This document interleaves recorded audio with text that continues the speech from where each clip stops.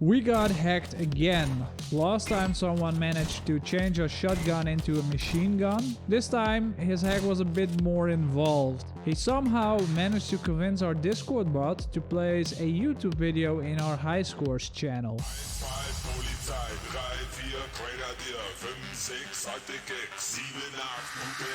While this is of course really funny, it also showed us that we made some crucial oversights. Luckily the subscriber that did the hack was kind enough to show us with a joke. So the innocence of our younger members is still protected, and we also learned something about German music, which is also cool, I guess. Before diving into how this simple hack works, we're gonna discuss the progress of our game. If you want to know how the hack works and you want to know it now, just skip ahead via the chapters that we added to this video, and otherwise stick around and we'll explain it eventually.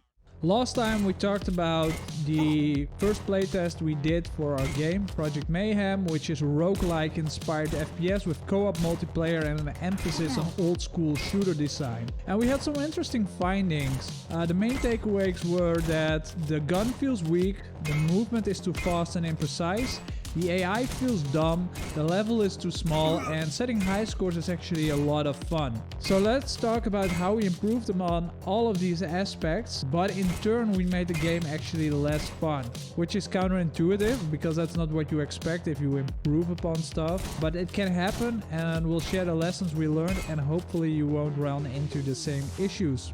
Most of the playtest comments we got were about the shotgun feeling weak. So the first thing we did is we rebalanced the damage, making close range shots way more powerful and long range shots do very little damage. We also lowered the firing rate because at this point it was somewhere in a weird spot between a combat shotgun and an assault rifle, which doesn't feel good for either of them, and the model is of course that of a shotgun, so the gun needs to feel like that. Another thing we changed is the spread pattern of the gun. A lot of people indicated that it felt inconsistent to them in the damage output, and that had to do with the spread pattern being randomized within a circle, meaning there was a lot of range for bullets to miss their target. When we look at games like Dusk and Doom, we found out that their spread pattern for shotguns at least is mostly horizontal, so you get sort of an oval shape. This is also something we implemented in the game. It makes it much more consistent and reliable. It's way easier to predict how many bullets will hit an enemy, and in general it's a very good solution to this problem. If we wanted to be even more consistent, we could fix the spread pattern. There's a lot of games that do this, for example Counter-Strike, but then again you sort of lose the chaotic nature of a shotgun, so we're not quite sure if we want to go there yet. We'll see how people respond to these changes. Finally, we also added an additional sound cue to the gun. Because of the lower fire rate and the animation of firing the gun is quite fast, there's like this time between firing and being able to fire again in which nothing is happening. If you click in that time, nothing will happen and the gun will feel very inconsistent because of that.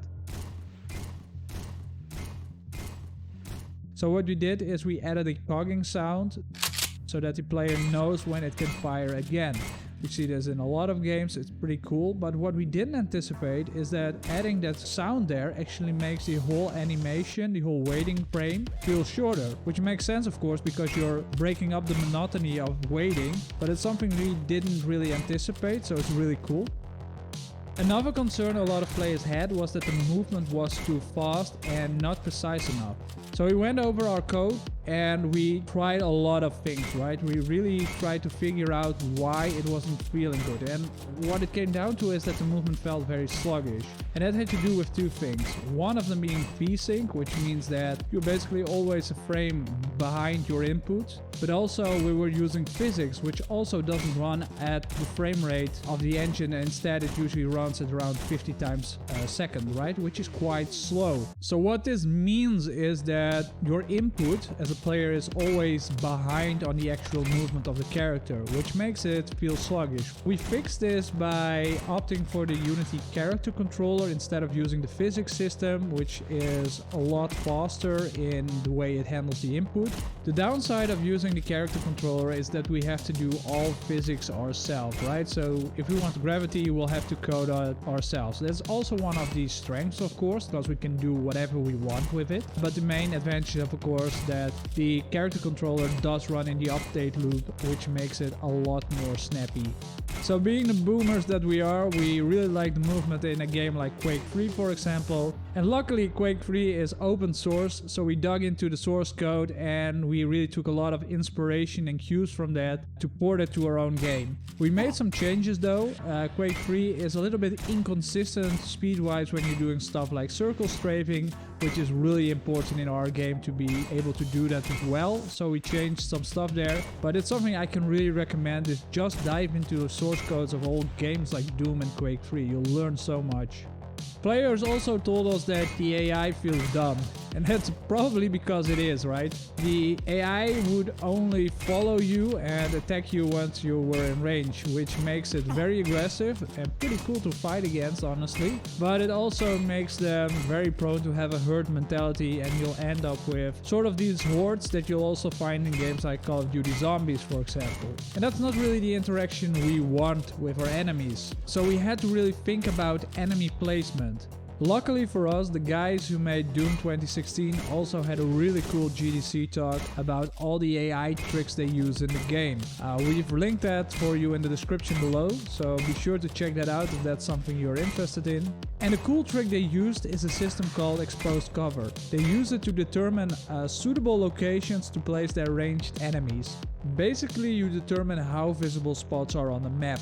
You do this by, for example, drawing lines from those points to the player. Whenever a line intersects geometry, it's clear that that spot isn't visible to the player, right? For all these lines that aren't visible, you detract from the score of that zone. The zones with the highest score are the ones that are the most visible to the player, and that's where you want to place your enemies. That way, the enemies can see the player and the player can see the enemies. The results of this system are quite dramatic. Instead of the enemies mindlessly charging towards the player, they will now spread out more and be positioned in situations that are a lot more dynamic and interesting.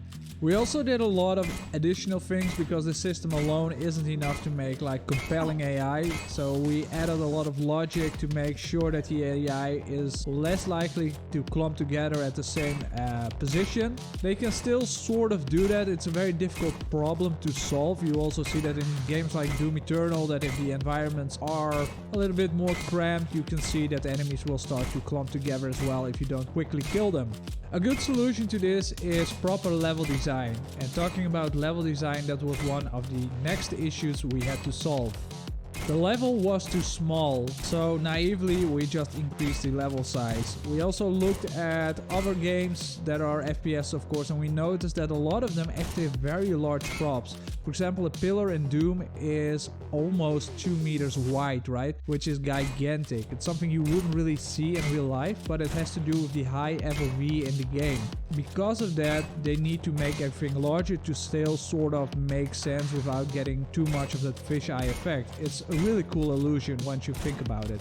And this is also where we started to make a very big mistake, which resulted in the next version of a game actually being less fun. Because we upscaled the level was a lot more interesting, it's more fun to walk around in, and it feels a lot more like a proper arena. But because of the bigger map size, you can see enemies from much further away, which doesn't work well with our AI design. Our AI is designed to work really well in smaller corridors, but yeah, dodging projectiles that you can see coming 30 meters from you is quite easy and isn't that interesting. It actually creates a situation that the best way to play the game is to make it as boring as possible. That is, standing in a distance and just keep hitting enemies with very little damage, because of course we lower the damage of the shotgun on longer ranges. So we discussed the things we changed and how it made it less fun. So let's talk about how we intend to fix these things. One of the things we want to do is implement a new enemy. An enemy that is more melee focused and will put a lot of pressure on the player. He'll also be faster than a player, so you can't really outrun him, which forces the player to really dodge and weave around the enemy and strategize, and it also really changes the pacing of the game. The next thing we changed is that the enemies now have shorter ranges, which forces them to come closer to the player, but one of the most important things is that we need to break line of sight more. The player just shouldn't be able to look as far ahead so that he cannot snipe enemies anymore. And that really demands a lot of changes in our level design. And it's also the reason why we're very happy that we opted to go for a route with pre-made arenas instead of, for example, having procedurally generated ones, because doing this well is already very difficult. Doing this well procedurally is even more difficult. After talking about everything we had to improve and the things that didn't work out as well as we hoped, let's talk about something that did work out well, only in a different way than we anticipated. We added a leaderboard to our game. Since day one, players started to compare their high scores, which was something we didn't really expect, but it's a lot of fun. So now there's a leaderboard system in the game, and we hooked up a Discord bot to it. The bot is pretty cool. It will notify everyone in the Discord once a player sets a new high score. So it gives us a really cool insight into who is playing and improving in the game, but it also tells other players that somebody might actually bump them out of the leaderboard, right? The leaderboard right now is just the top 10 players, but then again, there's not that many players. So how did someone hack this glorious system, this magnum opus of engineering? Well, it was really simple. He just posted a YouTube link as his name in our game, and that completely broke our system. Usually we would say we would do all kinds of things to sanitize user input, because that's the thing, that if you're making a game, never trust anything the player puts into the game. But we forgot, because we're super hyped about our Discord bot and wanted to show everyone how cool it was. So with that, be sure to check out the game. Beat my high score. I got to round 4, so if you're not playing on a touchpad, I'm pretty sure you can beat me. Also, please like and subscribe if you enjoyed the video. Be sure to leave a comment telling us how we can improve or what you think of the game. And be sure to check out our Discord channel. And please stop hacking our game.